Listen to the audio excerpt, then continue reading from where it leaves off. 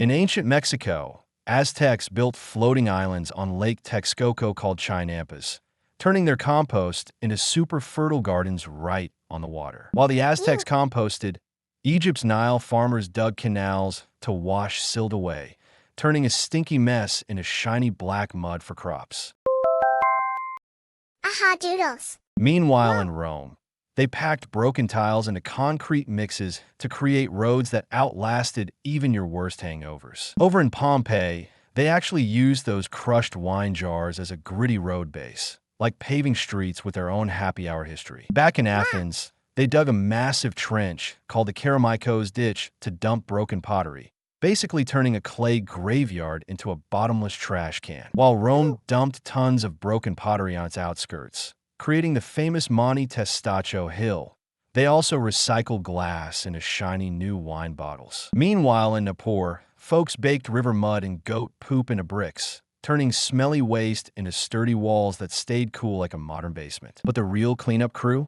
City dogs in UR who treated garbage dumps like all-you-can-eat buffets, cleaning streets with zero tips. City officials there also lined their paved streets with ceramic shards, acting like ancient gravel to keep mud from clumping underfoot. They even covered those brick tunnels with removable stone slabs, letting city crews scoop out sludge like a very gross, ancient deep clean. In Athens, they made you haul junk way past the city walls so neighbors wouldn't complain about your stinky mess. But Rome got fancy, building the Cloaca Maxima to whisk sewage straight to the Tiber like a giant underground vacuum cleaner. Actually, Rome fined you heavily for street slop, though the greedy were often caught dumping waste into the nearest drain during the dead of night. But before they flushed it away, Roman sanitation workers actually collected it to sell as a surprisingly profitable fertilizer to nearby farms. And in Athens, they didn't just dump it.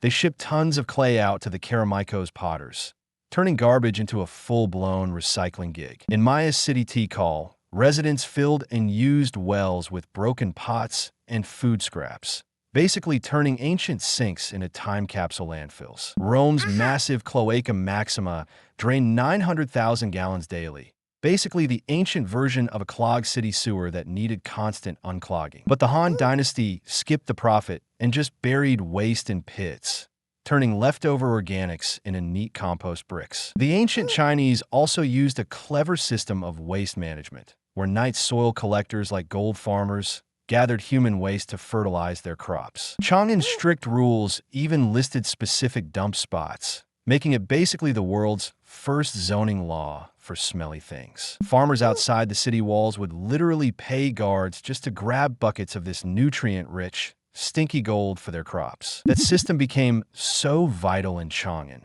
The city even hired poop collectors as official sanitation workers with cool badges and specific duties. They even set up waste bins made of hollowed bamboo, so folks could toss trash without blocking the busy streets. But to stop smells from choking the markets, they ran underground channels under Chang'an that swept waste right out of the city like a giant, ancient flush. Ancient China's waste management was surprisingly organized, with latrine pits and garbage sorting like an ancient recycling program. Officials even ran inspections, finding people who dumped trash wrong, making sure the city smelled less like a forgotten gym bag. Even in Song, China, merchants raced to sell night soil to farmers, turning a smelly rush hour into a real gold rush. And in Kyoto, farmers bid so high on this yellow gold, prices nearly doubled the cost of a fancy rice bowl. In Edo, clever folks wrapped human waste in bamboo baskets and sold it door to door like fresh veggies for their gardens. But while Tokyo's farmers paid cash for the smelly goods,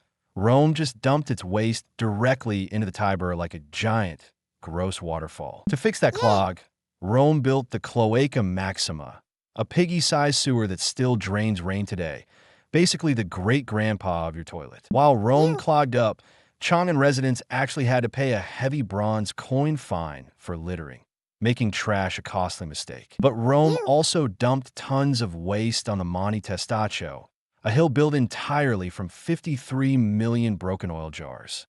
That's a lot of messy lunches. Meanwhile, in Egypt, potters called broken shards ostraca and used them as ancient sticky notes to write grocery lists on the back of history. But in Tenochtitlan, Clever Aztecs built floating gardens called chinampas on Lake Texcoco, turning muddy lake beds into super fertile vegetable farms. While China's Chang'an dumped waste in pits, Athens actually shipped its trash across the sea to a graveyard for broken pots and dishes. Then, Catalhoyuk folks just walked through their roofs, letting trash pile up below like a slow-motion, mud brick apartment building made of junk. But Rome got serious, banning carts from the city streets at dawn so cleaners could sweep without dodging speeding chariots. Even back in Pompeii, they poured drainage channels under stone sidewalks to wash away the yucky mess instead of letting it pile up like a modern, overloaded dumpster. And if you wanted to ignore the rules, you'd get fine enough gold to buy a fancy chariot, keeping the streets clear of trash. Those fining rules meant tons of collected waste were shipped to vineyards, where it acted as a potent, ancient growth booster for grapes. Okay, so Rome sold the stink for grapes, but in Tokyo, human waste became a super fuel that made rice shoot up like a toddler after a sugar rush. Meanwhile, in Mexico, Aztec farmers scooped nutrient goo from Lake Texcoco to fertilize their floating gardens called chinampas, feeding millions like a real-life garden puzzle. Over in Peru, the Incas buried old corn husks in terraced fields to keep soil rich as a giant, dry snacks for their crops. While Rome reused tile dust, the Aztecs turned waste into floating gardens on Lake Texcoco, growing food right where the trash piled up. But Egyptians didn't wash jars by the docks. They just smashed cheap ones to build pyramids or bury in tombs alongside the pharaohs. Romans were so messy with their olive oil that they accidentally built a giant hill in Rome just from broken bottle shards. That quarter-mile wide pile, called Monte Testaccio,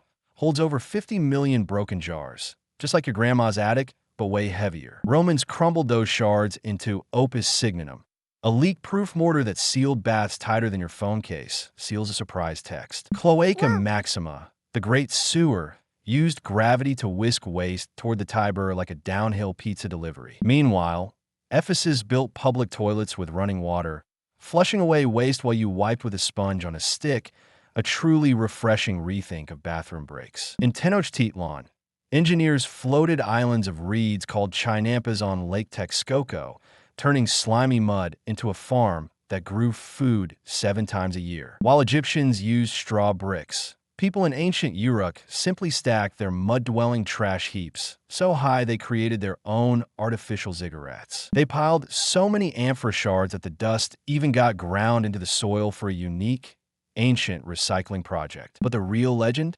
That shard pile became Monte Testaccio, a 115-foot artificial hill shaped just like a giant, broken pizza plate tower. That hill holds 3 million amphorae, enough to stack a tower higher than the Empire State Building if we owned every jar. Meanwhile, Athens didn't build towers. They just buried the mess at Kerameikos, a dump so huge it accidentally became the city's first cemetery. While Athens made a graveyard, Rome stacked millions of oil jars into a cone so perfect, it looks like a giant edible ice cream scoop. That massive hill, made of 50 million broken jars, stands today as Rome's favorite, very crunchy, ancient tranche. But Rome got serious, building underground tunnels called Cloaca Maxima to flush waste right into the Tiber, sparking a very smelly early era of plumbing. Skip the Peruvian detour for now, and zoom back to Rome, where they piled broken jars into a 50-foot hill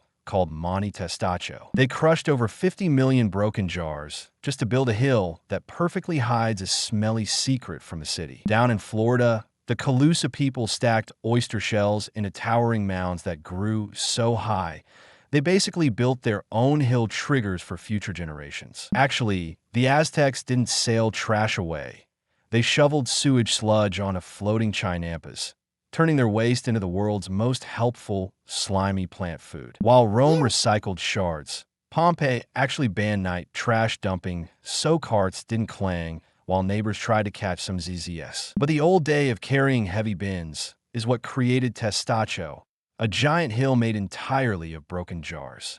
Ever heard of a move-in day that took centuries? But for liquid mess, Rome built the Cloaca Maxima, a 9-foot tunnel so wide you could float a bathtub through the dark. That same Tiber River also carried buckets of kitchen scraps, creating a chaotic float party for fish trying to digest our leftovers. But Romans actually recycled that sludge into broad street tiles, paving their roads with a slick, recycled gloop adventure. And while Rome got street crews for trash, the Aztecs in Tenochtitlan used their swampy canals to dump waste that actually powered their famous floating Chinampa gardens. Rome even fined lazy citizens enough to buy a donkey. But when that failed, they just booted the mess into the Tiber like a very muddy game of kickball. So instead, they piled broken pots on the riverbank, creating Monte Testaccio, a 115-foot hill of ancient pottery shards. But long before Rome showed up, India's Mohenjo-daro had every home hooked to a sealed brick sewer, bringing waste straight to the river. And get this, those bricks fit so tight, not even a smelly ghost could squeeze through the cracks, keeping the whole city surprisingly fresh. But Mohenjo-daro went bigger, digging specific trash pits to bury household junk away from the streets, proving they were too clever for modern hoarders. While Rome later built a mountain from broken wine jars, the Indus folks just tucked their junk away in neat underground pits for future archaeologists to find. Actually, Egyptians at Giza left tins of beer and fish bones right under the pyramids, creating a rocky snack break for jackals. So Deir el-Medina's workers stacked their pottery shards until they built a 98-foot trash hill that dwarfs most modern backyards. That scorching sun didn't just bake trash.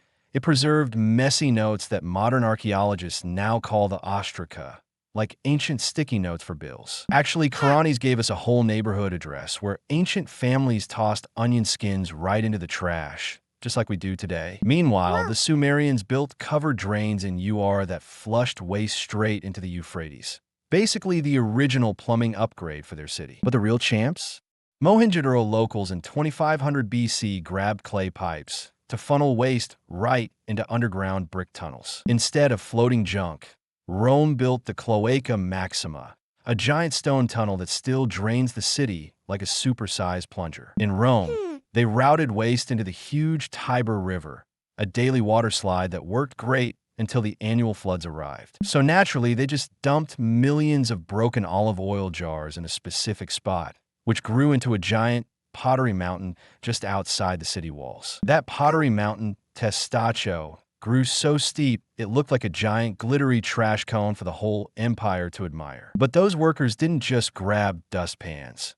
They used wooden scrapers to shovel amphora shards straight into empty wagons for a quick dump. While Rome dumped jars, Chinese farmers actually traded gold for night soil, making human waste the original subscription service for growing veggies. In Edo, merchants hawked night soil like fresh stocks, charging farmers to scoop up waste before the city woke up. That gritty gold sold by the bushel, funding Edo's streets while farmers traded rice like it was crypto for smelly treasure. So in Song cities, merchants actually trucked this night soil east to Hangzhou, where farmers used it to grow rice 3 times faster than neighbors. Farmers even set strict prices per bucket, turning smelly city waste into cold, hard cash before cash was even a thing. In Japan, farmers even signed exclusive leases for the city's night soil, treating it like a hot real estate deal. Across the sea in China, wealthy merchants actually bid on whole city blocks to buy the right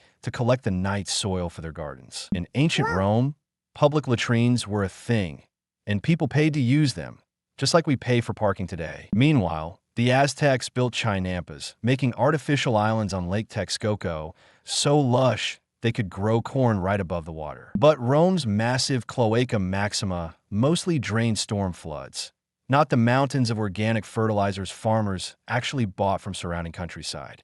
The Tiber stank fiercely. They even sold these nutrient-rich buckets to farmers, turning one city's smelly mess into another's bumper crop of yummy veggies. Meanwhile, in Mexico, folks at Teotihuacan didn't hide junk under homes. They built entire neighborhoods atop massive trash mounds called a pantlas,